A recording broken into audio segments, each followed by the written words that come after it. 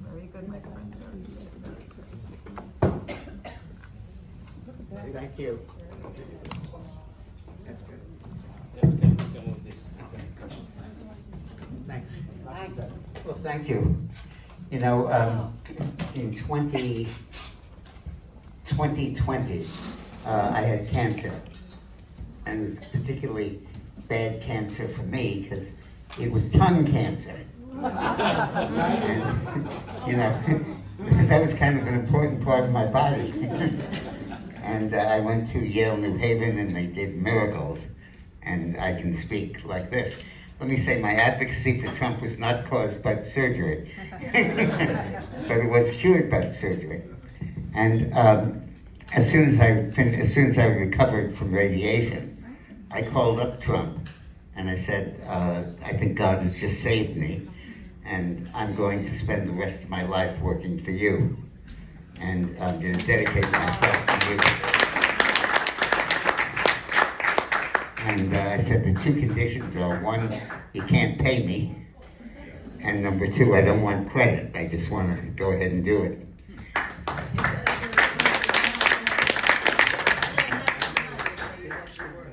And since then, I probably have spoken to the president, I don't know, 150, 200 times. We don't meet that much, but I talk to him every couple of days. And I've been very honored to be able to give him advice and help him in his campaign. Donald Trump is totally transforming America. And sitting here right now, tonight, you just need to read some of the headlines, even in the biased media, to understand how deep that transformation is. When Donald Trump was first flirting with running, the issue was, would he run? Then the issue was, would the Republican Party support it? Would they forgive him for the defeat in 2020? Then the next question was, would DeSantis beat him as kind of a Trump-like? And then they said, would Trump be able to make the ballot? Or would the Democrats keep him off the ballot? And it's so great that now the question is, will Biden run? Yeah, and will Biden be the candidate? And it's so nice to see that change and see how much Trump has caused that. We're living in an era right now that I think dawned a week ago with the debate that I call the Republican ascendancy. In the 18th century, when Ireland was the subject of the battle between the Protestants and the Catholics, and the Protestants won, that era was called the Protestant ascendancy. And by ascendancy, they meant that everything went their way, and that they ended up really running things. And that's what's happening right now. This week, we had such a lopsided debate performance. The court ruled that Trump had immunity. The efforts of the deep state to stop the courts from deciding what was legal and what wasn't and impose the views of the agency and the bureaucrats was reversed by the court in the Chevron decision. The Trump criminal trial has now been postponed to whenever, September 18th, and don't mark your calendars. They are not going to try to lock up the president 2 weeks before the election. That would mean he couldn't meet with his cabinet, he couldn't interview people for positions. They're not going to do that. They just don't want to eat crow and say completely it's over. And I think that the Republican ascendancy is carrying through on so many fronts. In school boards, there's a sense that we have to choose school board members who speak for parents, not professional educators. I think that on local offices, there's a sense of wanting to restore local control. And I think on fundamental issues like immigration and education and the size of the federal bureaucracy, I think there's been a decisive shift to the right. And I think Trump is embodying that. One of the big things he's going to do is expand Schedule 5, or Schedule F rather, of the Civil Service Code, when he didn't like what was going on at the VA and veterans weren't getting care, people said, well, it's bureaucracy at the VA. You can't get rid of them because they're a civil service and you have to put up with them. And Trump said, the hell I do. And he promulgated an executive order saying that, first an executive order, then he got Congress to approve it, saying that if you were a veteran seeking care at the VA, you have the option of leaving the VA and getting care from your own doctor in the private sector, and the Veterans Administration has to pay for that. And then he also got passed something that said, regardless of civil service, regardless of any of those rules, the president can decide who to hire, who to fire, who to promote, and how much to pay them, basically making it very much like a private company. And that will be a huge, far-reaching decision that he plans to extend beyond the VA and to every part of the executive branch. The civil service used to be a reform against corruption, but instead it's become a lease on power that creates bureaucracy that is beholden to no one, doesn't listen to the voters, and does whatever they like. And they consider themselves superior to the elected officials. And Trump is going to end that decisively. The other thing he's going to do that is wonderful, and we've talked about this a lot together, he's setting up something called the American Academy, which is going to break the power of the left wing over our colleges and universities. And the way he's going to do that is he's going to set up schools that are sponsored by the government, that are nonpartisan, non-political, non-woke, and he'll fund them by taxing the endowments of the colleges that are woke. So Harvard's going to pay for that, and Yale's going to pay for that. And ideology will not be tolerated in that, and the pro-American theme will permeate it. So I think that you're really seeing a tremendous transformation of every aspect of our government. And I think that transformation has begun truly last week, because once it became evident that Trump would be the president, so many of these powers are based on politics. And as it became clear that we were winning overwhelmingly, we got the mandate to make incredible changes. Remember that most of these changes don't involve legislation or even executive orders. They mostly involve new personnel, new people, new attitudes, and new approaches. And Trump was not good at selecting his people at the beginning. In the first term, he really screwed up a lot. And he says that he didn't know Washington.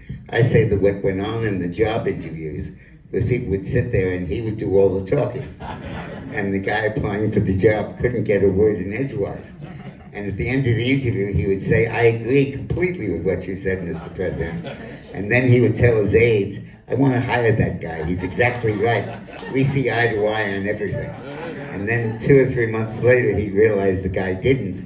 And he'd get fired, and people would write about the turnover in his administration, and nobody could work for Trump. But those days are over. Right now, the Trump campaign has been a model of stability and continuity. We haven't fired the manager, we haven't fired any of the coordinators, and it's a smoothly running machine. So Trump's gotten that out of the system. James Bacon. Yeah, and I have a friend named James Bacon whose job, he works for the Heritage Foundation, and his job is to vet people to serve in the Trump White House and administration. And they vetted 5,000 people so far to make sure they're really MAGA people, Republicans and conservatives. And I think it's just terrific that that's going on. So you're seeing really a sea change. They're turning the battleship around, which takes a little bit of time, but it takes dedication. And the real transformation that took place in the Biden debate is that people saw firsthand how dominant Trump was, and they saw how overwhelming the election is going to be. What can I do? Tap it. I will. Throw it against the wall.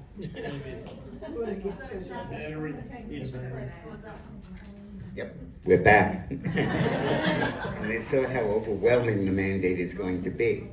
Some people ask me about election fraud, and Trump says it'll make it too big to rig. And I think he's absolutely right about that. But just to be sure, all of the swing states now have adopted photo IDs for voting. Yeah. And they've also voted for signature verification by at least 2 people before a mail-in vote or an absentee ballot is counted. But the main protection is too big to rig. You can always steal 1 or 2 points, but you can't steal 10. And Trump is on his way to that kind of victory. I believe that Trump will win the presidency by a margin bigger than Ronald Reagan did against Mondale, bigger than Reagan did against Carter, and even, historians among you, bigger than the all-time victory. It was Franklin Roosevelt against Alf Landon in 1936. And this victory won't just be for the president, it'll be all the way down the ballot. Because the Democratic Party has made clear that there's no dissension, that we go off the cliff together. We're lemmings. We don't disagree with each other. And the whole idea that you could vote for a moderate Republican or a moderate Democrat is out the window. Now you're a Democrat or you're a Republican. And guys like me that used to make their living in the middle, welfare reform and Bill Clinton, we're gone. And I used to be on the 50-yard line, but now I'm deep into the end zone. Not because I've changed, but because the football field has become like a conveyor belt. And it's moved so far to the left that I had to jump off. And I think that that's how so many voters feel. And then we had it ratified, and that's very important. Until Trump, there was no resolution of the left versus right debate. The left said, go and spend money. The right said, be careful, balance the budget. The left said, fund social projects. The right said, fund law enforcement and all of that. And there was no verdict. Each of the candidates so influenced the outcome that everything was a split decision. Then when Trump came in, he didn't accept compromise. He said, no, my way or the highway. You either pass my package or you're a Democrat. And he enforced that discipline. So there was no doubt in anybody's mind that inflation never began because of Donald Trump, that the economic recovery had accelerated because of Trump, and others do not deserve credit for that. It's not like in the trade bill, they split the difference. Trump imposed the heavy tariffs and the others refused to. Trump said 0 illegal immigration, and the others said, oh, that's inhumane. Trump literally made it his way or the highway, and the result of that is that he can now take full credit for the success. And we finally have a test case of are the Democrats right or the Republicans right. And the Democrats brought unbelievable inflation when there wasn't any, high gas prices, all in the name of energy conservation and in the name of climate change. And they completely screwed up the country. And we all see that that was the result of Trump's policies not being followed. See, with Reagan, we couldn't see that because he and Tip O'Neill would cut deals and they'd each get half a loaf. But now we see it, and it's causing a gigantic change in our thinking and our policy. I think that the other thing that's going on is that the American people have thought about all these issues and come to clear conclusions. They do not want this level of illegal immigration. They do not want revolving doors. You know, Trump has replaced the open door policy with a revolving door in the cities where you get arrested and you're out on the street in a few hours. We don't want open doors or revolving doors. Biden has completely created the revolving door in terms of criminal justice and the open door in terms of immigration. And the American people don't want any of that. They don't want government spending, deficit spending that causes inflation, and they know it causes it. They do not want a diminution and dilution of our school standards, the idea that everybody passes and nobody gets embarrassed is completely gone. And there's a consensus in the public, several layers deep, that deals with these issues. We all agree that there is climate change happening. We all agree we'd like to delay it or diminish it. We also know it's not our top priority. We're not going to organize the whole government around this. Netherlands is flooded and they build dikes. Half of Hong Kong and virtually all of the Netherlands is underwater, Venice is. And we survive it. We live with that. And probably that's what we're going to do here. And this consensus goes so deep that you can probe 30 or 40 issues and you find essential agreement between the bulk of Democrats and the bulk of Republicans. You raised abortion in your local issue. That also is being resolved both by the voters' hands and their feet. The hands passed the idea of the Supreme Court that each locality makes its own decision. And the feet told women they could move across state lines. And this year, there were 100,000 more abortions than last year. And 171,000 women crossed state lines to do that. So the levels of consensus are very deep. And we all reject late-term abortion. We all reject the democratic philosophy of shoot 'em on the way out. and I think that consensus is so clear in America that people who try to defy it, Democrats, are simply not going to get the level of popular support that they need. These people are voting for Donald Trump, and they know why, and they know what he's going to do, and he's going to do what he says he's going to do, and it's going to be absolutely wonderful. And I think it will be made better by the Biden experience. I think we probably took border controls for granted. I think we said, we're going to honor our ICA cops and the border cops. Good for them, but it's not that important. And we want stronger defense. We all do, but keep it in reason. And I think that the use of the Democrats to cloak those differences, to try to paper them over and create a consensus when they're behind policies that we opposed, I think really is over. I think that Biden has brought that Trump has brought the conservative ascendancy to America. I think we're each seeing the spin-offs and the outgrowths of that. Ascendancy, yeah. And let me just relate to what you all in Florida are doing. It's so interesting how the states of America have shifted over the last few years. And Florida is the prime example.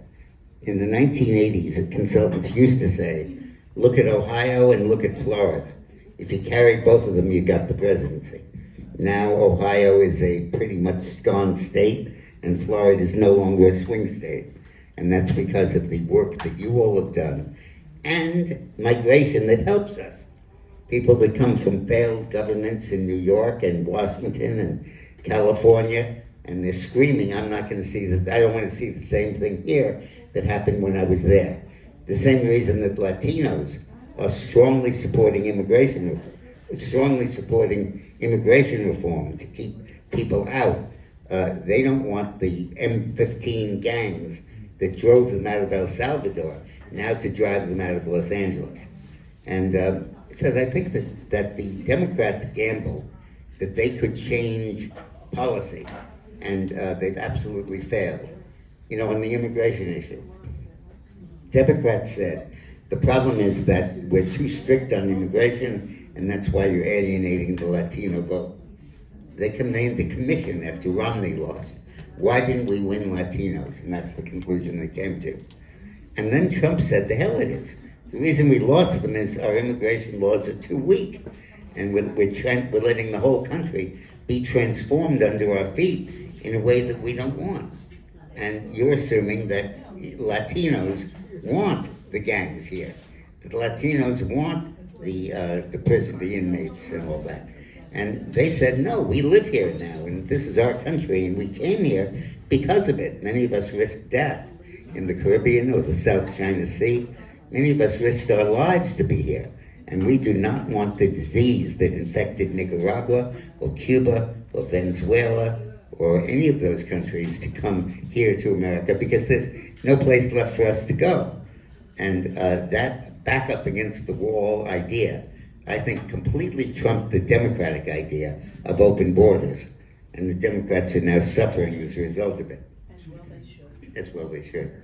In terms of the black vote, the Democratic Party basically decided we are going to put gays here and blacks here. We're going to use our commitment to the gay community to eclipse and overcome our commitment to feminism.